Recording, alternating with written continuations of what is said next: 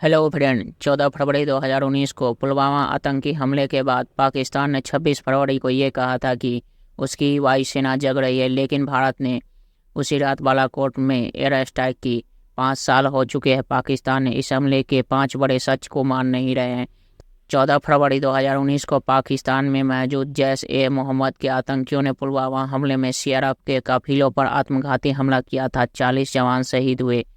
आतंकियों ने सोचा रहा होगा कि इसके बाद भारतीय सेना कोई एक्शन नहीं लेगी या छोटा मोटा एक्शन लेगी, लेकिन सिर्फ 12 दिन बाद 26 फरवरी 2019 को भारतीय वायुसेना ने आतंकियों के ठिकाने पर मौत बरसाई।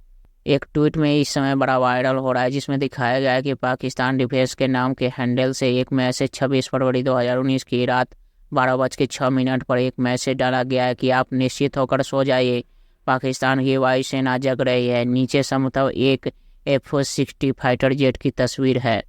लेकिन उसी रात 3:45 बजे भारतीय वायुसेना ने बालाकोट में हमला किया, आतंकियों के ठिकानों को बर्बाद कर दिया।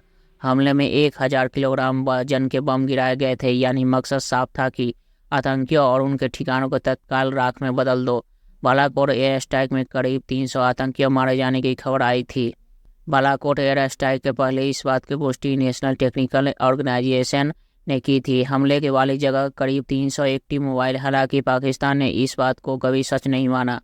26 फरवरी 2019 को मिराज 2000 ने ग्वालियर से उड़ान भरी। आगरा बरेली के एयरबेस पे भी अलर्ट हो गए। इस दौरान पाकिस्तानी एयर डिफेंस सिस्टम पर निगाह रखने को कहा गया। 12 मिराज लड़ाकू विमान रात 3 बजे पाक की सीमा में दाखिल होकर बालाकोट में बम बरसाने शुरू कर दिए। इनका सामना करने के लिए पाकिस्तान ने F-16 फाइटर जेट उड़े, लेकिन फॉर्मेशन देखकर वापस लौट गए। तब तक भारतीय वायुसेना ने अपना काम कर चुकी थी। बालाकोट में मौजूद जैश-ए-मोहम्मद के ठिकाने तबाह हो चुके थे। उस समय पाकिस्तान के प्रधानमंत्री इमरान खान थे। सर्जिकल स्ट्राइक हो चुकी थी। अब उन्होंने स्ट्राइक की खबर सुनी। इमरान खान भारत के हमले और युद्ध के डर से कांप रहे थे। इस बात को पाकिस्तानी संसद में भी उठाया गया, लेकिन बाद में उन्होंने की सरकार ने इस बात से इनकार कर दिया। इसके बाद विंग कमांडर अभिनंदन वर्धमान पाकिस्तान में क्रैश लैंड हुए। उन्हें पाकिस्तानी सेना ने पकड़ा। भारत ने कहा कि हमारे जवान को छोड़ो, नहीं तो 9 मिसाइलें तैनात है तुम्हारी तरफ। उस समय इमरान खान लगातार पीएम नरेंद्र मोदी से बात करने के लिए पाकिस्तान में मौजूद भारतीय राजदूत से विनती कर रहे थे। भारत की रणनीतिक और सामरिक ताकत के आगे पाकिस्तान की सरकार झुक गई और अभिनंदन को छोड़ना पड़ा। बालाकोट में साफ सफाई करवाई गई। इलाके में मारे गए आतंकी को शवों को हटाया गया। इसके बाद अंतर्राष्ट्रीय मीडिया को बुलाकर यह दिखाया गया कि भारत का हमला जंगल में हुआ। सिर्फ कुछ ही घर तबाह हुए, कुछ लोग घायल हुए थे। यहाँ कोई आतंकी नहीं था। भारत ने पुलवामा हमला का बदला लेने के लिए पाकिस्तान के बालाकोट स्थित जैश के आतंकी के कैंप सिर्फ 12 दिनों में हमला किए गए।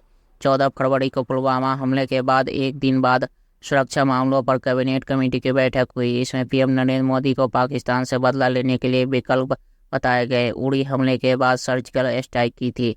इस बार जवाबी कार्रवाई का तरीका अलग सोचा गया था। सर्जिकल स्ट्राइक के समय पाकिस्तान ने सरफेस टू एयर मिसाइलें तैनात कर दी थी। इस बार उन्हें अंदाजा नहीं था कि भारत हवाई हमला करेगा। पीएम मोदी ने स्ट्राइक की जिम्मेवारी राष्ट्रीय सुरक्षा सलाहकार NS अजीत डोभाल को जिम्मेवारी दी थी। डोभाल और उस समय के वायुसेना के प्रमुख BS धनोआ ने हमले का प्लान तैयार किया था। बालाकोट में जैश के आतंकियों को सबक सिखाना था। जब जगह तय हुई तभी सभी गुप्तचर एजेंसियों ने इनपुट निकालना शुरू किया। भले ही इस हमले में वायुसेना का अहम रोल था, लेकिन थल सेना को भी अलर्ट पर रखा गया था। खासकर बॉर्डर एयर स्ट्राइक से 2 दिन पहले यह तय हुआ था कि मिराज 2000 फाइटर जेट के साथ नेत्रा अवाक्स भी तैनात रहेगा।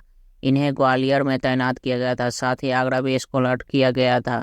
25 फरवरी शाम ऑपरेशन में हिस्सा ले रहे लोगों को फोन बंद कर दिया गया। पीएम मोदी, NS अजीत डोभाल और BS धनोआ लगातार मिशन को अपडेट देते रहे। तो इस तरीके से पुलवामा हमले, आतंकी हमले के बाद पाकिस्तान से भारतीय वायुसेना ने बदला लिया था।